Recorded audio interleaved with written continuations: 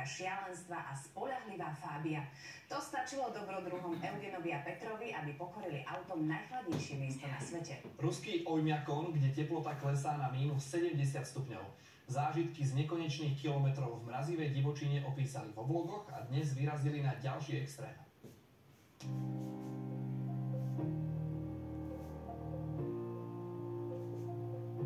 My sme sem konečne došli. Peťo, podarilo sa. Masaker. Ja stále ešte tomu neverím. 90 dní, 30 000 kilometrov a mrazy, aké si len neviete predstaviť, zdolali na takmer 30-ročnom aute.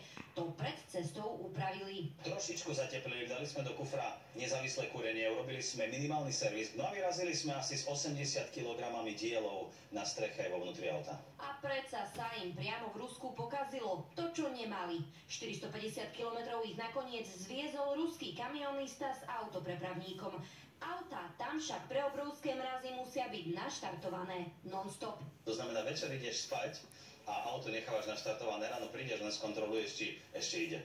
Aj pri malej chybe môže človek zamrznúť, no miestni sa ťažkým podmienkam prispôsobili. Fakt minúta vonku a prsty už vôbec nepracovali. Pre nich minus 50 je už zima. Pri minus 40 hovoria, že to je teplo. Že pri minus 30 normálne bežne vonku behajú, trénujú. Ozajstný strach zažili, keď zapadli uprostred lesa známom pre výskyt vlkov a žiadna pomoc neprichádzala. Už sme počítali, koľko benzínu máme, koľko nám auto vydrží naštartované. Len čo si odýchli, vyrážajú za novým dobrodružstvom. Auto i seba otestujú v opačnom extréme americkej Kalifornii a údolí smrti. Nejakú prípravu špeciálnu sme na to nerobili. Bereme proste kraťasy tyčka, čo máme a uvidíme, čo sa bude diať.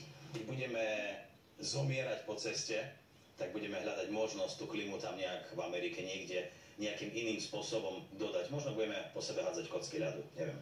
Cestovateľom držíme palce a tešíme sa na zážitky, ktoré z horúcej výpravy prinesú. Z Košíc Veronika Krempaská, televízia Markíza.